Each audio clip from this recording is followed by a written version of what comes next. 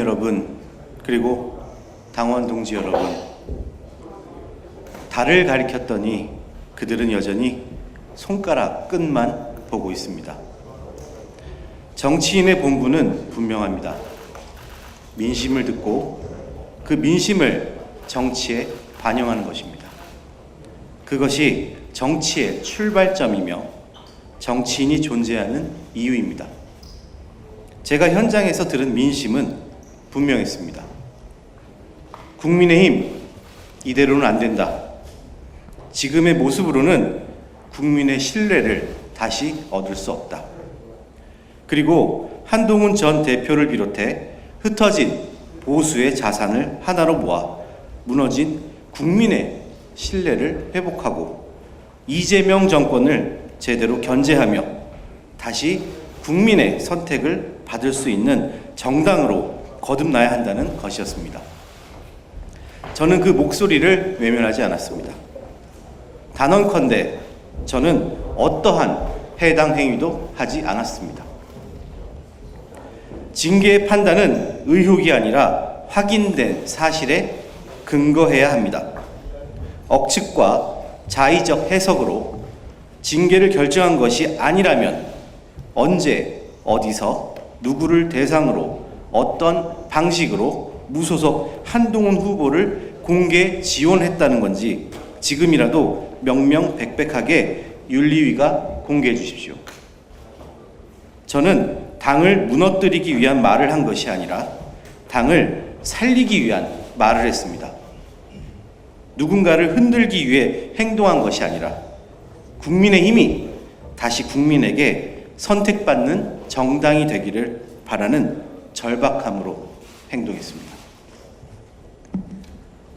저에게도 쉬운 선택은 있었습니다.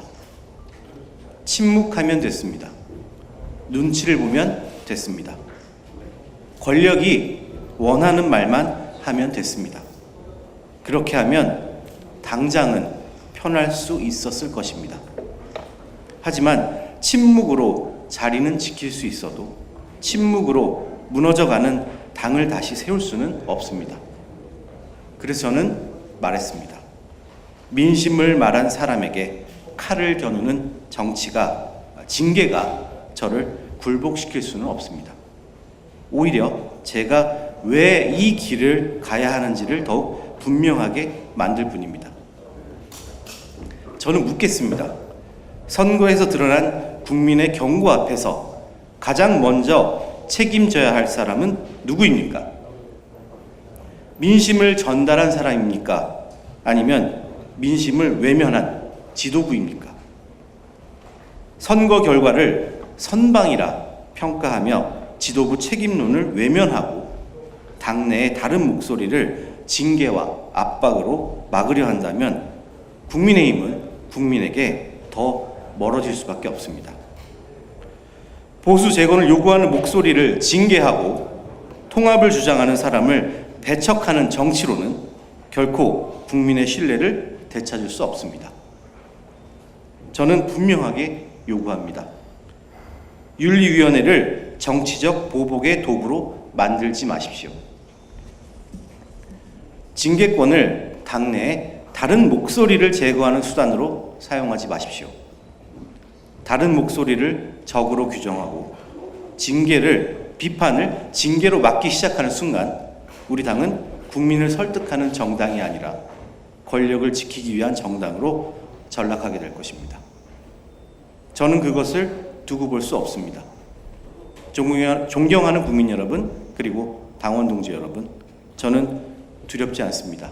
그리고 물러서지 않겠습니다. 제가 지키고 싶은 것은 제 자리가 아닙니다. 국민에게 다시 사랑받는 국민의힘, 다시 승리할 수 있는 보수, 그리고 국민 앞에 부끄럽지 않은 정치입니다. 당을 위한 충원이 죄가 된다면 저는 그 책임을 피하지 않겠습니다. 하지만 국민의 목소리를 외면하면서까지 제 자리를 지키는 정치는 하지 않겠습니다. 앞으로도 국민과 함께 보수 통합과 보수 재건의 길을 가겠습니다. 당장의 유불리가 아니라 국민이 옳다고 생각하는 길을 선택하겠습니다.